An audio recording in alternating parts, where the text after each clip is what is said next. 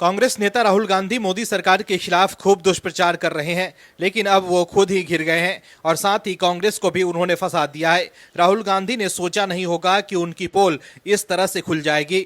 मोदी सरकार को बदनाम करने के लिए राहुल गांधी कुछ भी करने के लिए तैयार रहते हैं, लेकिन हर बार उनका दांव उल्टा पड़ जाता है। इस बार जो हुआ है उससे कांग्रेस के लिए बोलना मुश्किल हो गया है। राहुल गांधी अब देश के सामने एक्सपोज हो गए हैं कि वो क्या कर रहे हैं। राहुल गांधी अमेरिका में भारत विरोधी लोगों से मुलाकात कर रहे हैं। जो लोग भारत के खिलाफ बोलते हैं वो लोग राहुल गांधी को क्यों पसंद आते हैं, ये बड़ा सवाल है। वहीं भारत में भी कुछ लोग देश के खिलाफ चले जाते हैं, लेकिन सुप्रीम कोर्ट ने ऐसे लोगों को झटका दिया है और मोदी सरकार जो कर रही है उसमें दखल देने से सुप्रीम कोर्ट ने इनकार कर दिया है। दरअसल सुप्रीम कोर्ट ने उस याचिका को खारिज कर दिया है जिसमें भारत और भारतीय कंपनियों को गाजा में युद्ध के लिए इजराइल को हथियार और सैन्य सहायता देने से रोकने की मांग की गई थी। सुप्रीम कोर्ट ने कहा है कि वो देश की विदेश नीति के क्षेत्र में प्रवेश नहीं कर सकती। कोर्ट ने कहा कि अगर इजराइल निर्यात पर रोक लगाता है तो इजराइल को हथियारों के निर्यात में शामिल भारतीय फर्मों पर कॉन्ट्रैक्ट से जुड़े दायित्वों के उल्लंघन का मुकदमा चलाया जा सकता है। हिंदुस्तान टाइम्स की रिपोर्ट के अनुसार सीजेआई डीवाई चंद्रचूड़, जस्टिस जेबी पारदीवाला और मनोज मिश्रा की सुप्रीम कोर्ट की पीठ अशोक कुमार शर्मा और अन्य द्वारा प्रशांत भूषण के माध्यम से दायर याचिका पर सुनवाई कर रही थी, जिसमें केंद्र सरकार को यह निर्देश देने की मांग की गई थी कि वो इजराइल को हथियार और अन्य सैन्य उपकरण निर्यात करने वाली भारतीय फर्मों के लाइसेंस रद्द करें। इसके साथ ही उन्हें नए लाइसेंस न दें। लेकिन सुप्रीम कोर्ट ने कहा कि देश से जुड़े मामलों के लिए केंद्र सरकार के पास अधिकार क्षेत्र है।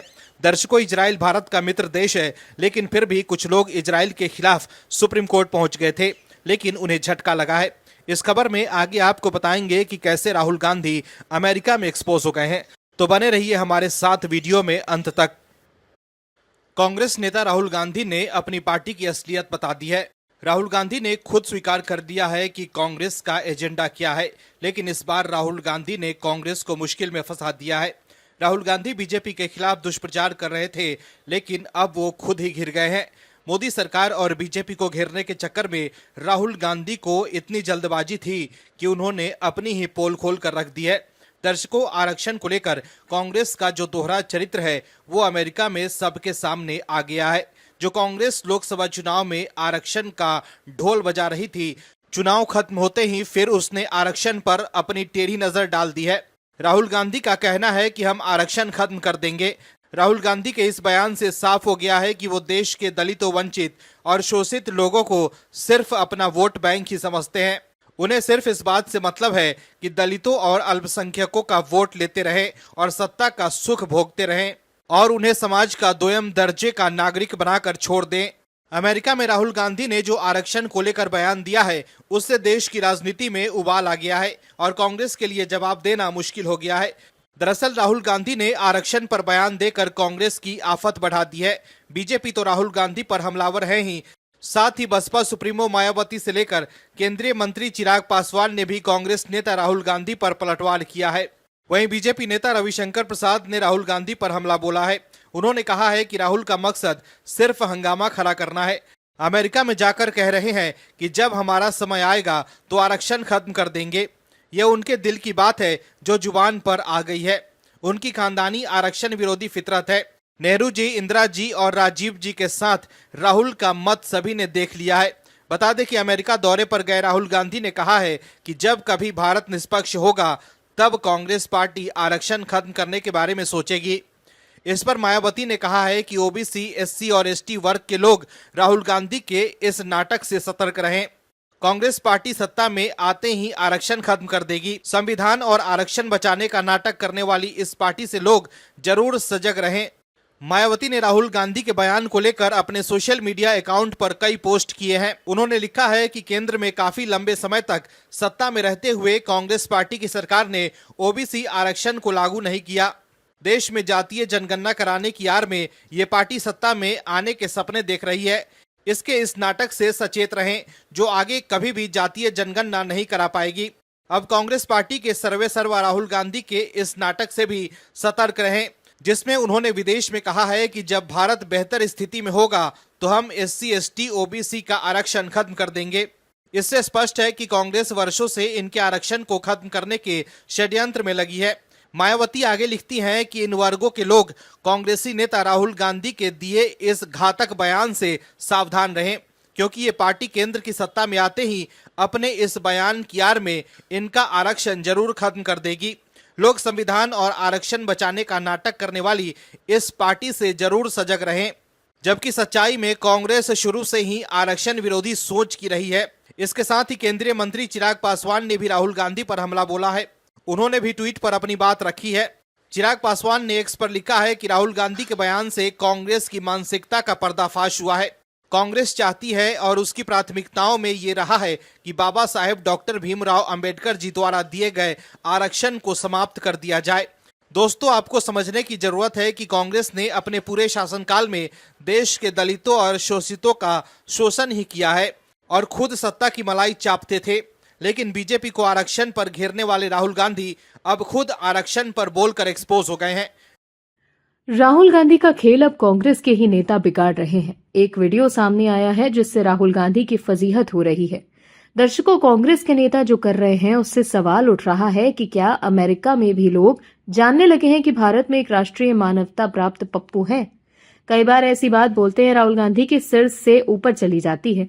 ऐसा हम नहीं कह रहे, कांग्रेस के बड़े बड़े नेता और उनके समर्थकों ने का ये कहना है। भारत की राजनीति सामाजिक है। यहाँ उसी नेता की स्वीकार्यता है जो लोगों के दिल को, हाल को समझकर उसके साथ, उसकी परेशानियों के साथ खड़ा होता है।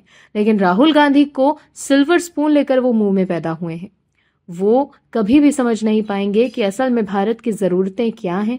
लेकिन एक खास परिवार में पैदा होना ही उनका एकमात्र योग्यता है और भारत की राजनीति में आए भी और नेता प्रतिपक्ष भी बन गए। राहुल गांधी नेता प्रतिपक्ष बनने के बाद भी संसद के भीतर और बाहर मिथकों का सब्ज बाग उगाते रहे और सस्ती लोकप्रियता के लिए लच्छेदार भाषण भी देते रहे।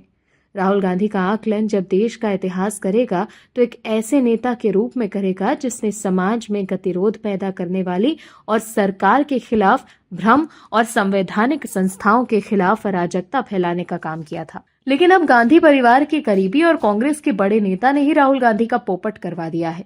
दरअसल राहुल गांधी और कांग्रेस के लिए नई मुसीबत खड़ी हो गई है। इंडियन ओवरसीज कांग्रेस के चेयरमैन सैम पित्रोदा एक बार फिर पार्टी में शर्मिंदगी का कारण बन गए। राहुल गांधी की अमेरिका यात्रा के पहले ही दिन अप्रवासी भारतीयों को संबोधित करते हुए पित्रोदा ने राहुल गांधी की तारीफ करते हुए उन्हें पप्पू कहकर सब गुड़ गोबर कर दिया। सैम पित्रोदा ने कहा कि राहुल गांधी का एजेंडा बड़े मुद्दों को सुलझाने का है। उनके पास ऐसा विजन है जिसके लिए बीजेपी करोड़ों रुपए खर्च करती है। पित्रोदा ने आगे कहा, मैं आपको बता दूं कि वो पप्पू नहीं है बल्कि बहुत पढ़े लिखे हैं। वो एक स्ट्रेटेजिस्ट हैं जिनका किसी भी विषय का गहन अध्ययन वो करते हैं। राहुल गांधी की छवि अब एक तेज तर्रार नेता के तौर पर उभर रही है। बीजेपी के नेताओं ने भी उन्हें पप्पू कहना छोड़ दिया है। ऐसे समय में उन पुरानी बातों को दोहराकर उन्होंने फिर से एक बार राहुल गांधी के पप्पू होने की बात पर बहस छेड़ दी। राजनीतिक गलियारों में पित्रोदा की इस मासूमियत पर बहस छिड़ गई है। कुछ लोग कह रहे हैं असल में राहुल गांधी और कांग्रेस के नेता वास्तव में पप्पू हैं जो सैम पित्रोदा से छुटकारा नहीं पा रहे। अभी इसी सप्ताह पित्रोदा ने एक बयान में राहुल गांधी को राजीव गांधी से भी होशियार और तेज नेता बता दिया था। लेकिन सबसे बड़ी बात यह है कि बीजेपी ने राहुल गांधी को पप्पू कहना छोड़ दिया है। हाल फिलहाल में ऐसा नहीं देखा गया जब बीजेपी की टॉप लीडरशिप में से किसी ने भी राहुल गांधी को पप्पू कहा हो। संसद में प्रधानमंत्री नरेंद्र मोदी ने उन्हें बालक बुद्धि जरूर बोला था और बीजेपी आईटी सेल के चीफ अमित मालवीय भी अब राहुल को बालक बुद्धि कहकर संबोधित करते हैं, पर पप्पू जैसे पर्सनल आक्षेप करने से पार्टी नेता बचते हैं।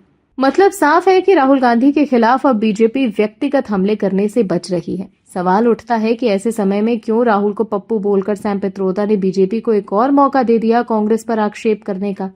ऐसे समय में जब कांग्रेस राहुल गांधी का इमेज मेकिंग कर रही है तो सैम पित्रोदा इस तरह के ब्लंडर्स क्यों करते हैं।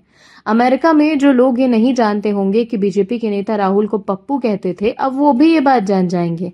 आपको बता दें, ऐसा पहली बार नहीं है जब किसी कांग्रेस समर्थक ने इस तरह मंच से राहुल गांधी के लिए पप्पू शब्द का इस्तेमाल किया हो। इससे पहले स्वरा भास्कर ने भी राहुल गांधी के लिए पप्पू शब्द का इस्तेमाल किया था। इंडिया टुडे से बातचीत में स्वरा भास्कर ने कहा था, मुझे नहीं पता कि इस तरह की तुलना जायज होगी, लेकिन मुझे राहुल गांधी की याद आ रही है। उन्हें हर कोई पप्पू कहने लगा। इसके कारण धीरे धीरे लोगों को यकीन होने लगा कि वो पप्पू हैं। लेकिन मैं उनसे मिली हूं, वो बहुत ही बुद्धिमान और मुखर इंसान है।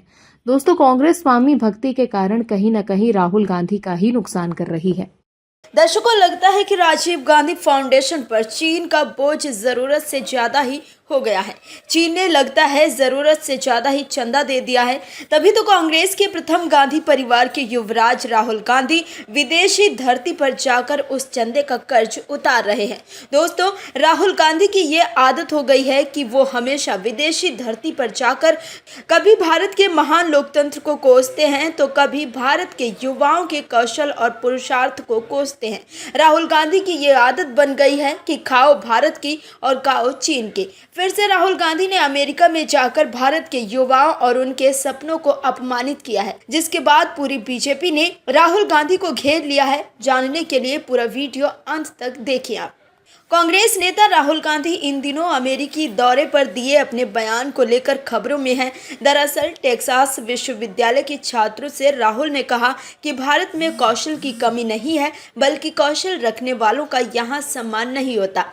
ये कहते कहते चीन के लिए उन्होंने ये भी कह डाला कि वैश्विक उत्पादन में चीन का प्रभुत्व है, वहाँ इसलिए बेरोजगारी नहीं है।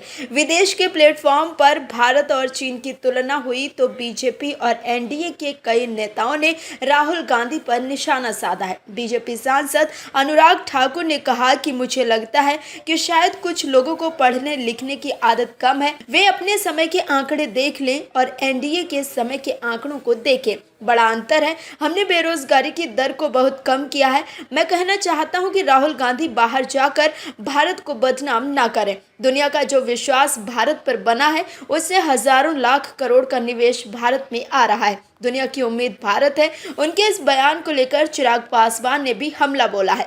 चिराग ने कहा कि अमेरिका में राहुल गांधी ने चीन की तारीफ की और कहा कि रोजगार के मोर्चे पर भारत फेल हो रहा है। उन्हें अपने देश में सारी बुराइयां दिखती हैं। उन्हें लगता है दूसरे देशों में सब कुछ अच्छा चल रहा है। विदेश में जाकर अपने देश की बुराई करना उनकी आदत बन गई है। ये कहीं ना कहीं गलत राजनीतिक परंपरा की शुरुआत है। माना सरकार और विपक्ष में आपसी मतभेद हैं, लेकिन विदेशी मंच पर जाकर अपने राजनीतिक मतभेदों को व्यक्तिगत राजनीतिक लाभ के लिए इस तरीके से इस्तेमाल करना उचित नहीं है। आप भारत में विपक्ष के नेता भी हैं। आप सरकार के समक्ष अपना सुझाव रख सकते हैं, अपनी चिंताओं से सरकार को अवगत करवा सकते हैं, लेकिन ऐसे देश की बुराई करना कतई उचित नहीं है। केंद्रीय मंत्री गिरिराज सिंह ने कहा कि राहुल गांधी चीन की ब्रांडिंग कर रहे हैं। आपके समय में रक्षा क्षेत्र में आयात ज़्यादा था, हम अब निर्यात ज़्यादा कर रहे हैं। आपके समय में निर्यात केवल 19 लाख करोड़ रुपए का था और अभी निर्यात 75 लाख करोड़ रुपए से ज्यादा हो गया है। केंद्रीय कृषि एवं किसान कल्याण तथा ग्रामीण विकास मंत्री शिवराज सिंह चौहान ने कहा कि राहुल गांधी लगातार 3 बार हारने के बाद कुंठित हो गए हैं और देश की छवि खराब करके अमेरिका में अपनी कुंठा निकाल रहे हैं। देश के बाहर जाकर देश की छवि खराब करना देशद्रोह जैसा अपराध है। दोस्तों, समझने की जरूरत है कि कांग्रेस को चीन से कितना प्यार है कि वो चीनी पैसों के लिए भारत को कोसने से भी गुरेज नहीं करते। Bureau report OMH news. और भी वीडियोस देखने के लिए चैनल को सब्सक्राइब करें और बेल आइकन को दबाएं।